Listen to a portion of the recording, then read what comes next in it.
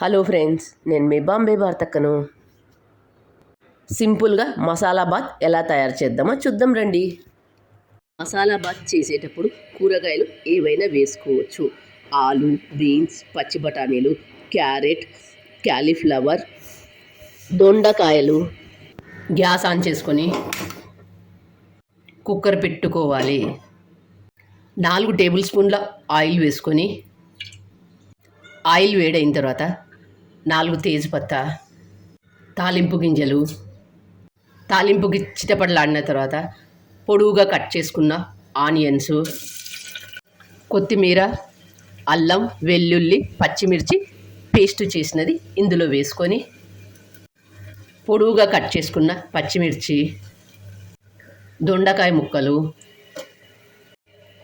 Carrot ముక్కలు, cauliflower ముక్కలు ఇవన్నీ వేసి ఒకసారి అంతా బాగా కలుపుకొని ఏదే కానీ మాడిపోకుండా చూసుకోండి.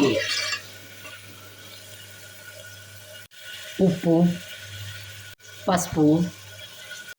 ఇది మహారాష్ట్రలో చాలా ఫేమస్ అయిన ఫుడ్. దీన్ని మసాలా బాత్ అంటారు. పప్పులు, చారులు బోర్ అనిపించినప్పుడు ఇలా సింపుల్గా మసాలా బాత్ చేసుకోండి.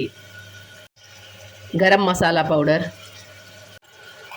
జీలకర్ర పొడి, ధనియాల పొడి, కరివేపాకు.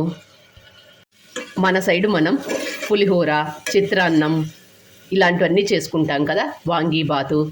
ఇక్కడ మహారాష్ట్ర వాళ్ళు ఇలా సింపుల్గా మసాలా బాత్ చేసుకుంటారు. ముందుగా మనం కడిగి పెట్టుకున్న 1 గ్లాస్ బియ్యం ఇందులో వేసుకొని వీటన్నింటిని ఒక 2 నిమిషాలు బాగా వేయించుకొని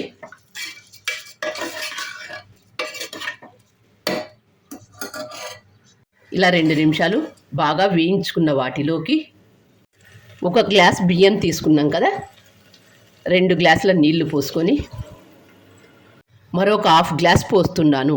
1 గ్లాస్ బియ్యానికి 2.5 గ్లాసుల నీళ్లు పోసినాను. 1 గ్లాస్ బియ్యానికి 2 గ్లాసుల నీళ్లు. కూరగాయల కోసం ఒక 1/2 గ్లాస్ వేసుకోండి. టోటల్గా 2.5 గ్లాస్ వేసుకోండి. నీళ్లు పోసిన తర్వాత ఒకసారి అంతా బాగా కలుపుకొని ఉప్పు అవి ఒకసారి ఉప్పు అవన్నీ చెక్ చేసుకొని సరిపోకపోతే మరికొద్దిగా ఉప్పు వేసుకొని మూత మూసి వెయిట్ పెట్టుకోవాలి. కుక్కర్కు 2 విజిల్స్ వచ్చిన తర్వాత గ్యాస్ ఆఫ్ చేసుకోవాలి.